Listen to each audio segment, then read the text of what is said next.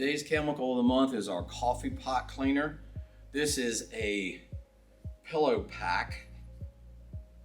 There's 36 of them in a canister.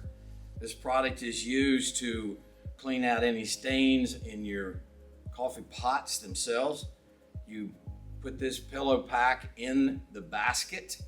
You start the coffee pot up. It will run the product through the basket into the decanter and let that sit for about 5 minutes, and then take a scrubby and scrub out any kind of staining or anything that's in there, and then run the decanter back through the dish machine, or wash, rinse, and sanitize it in your triple sink before use again.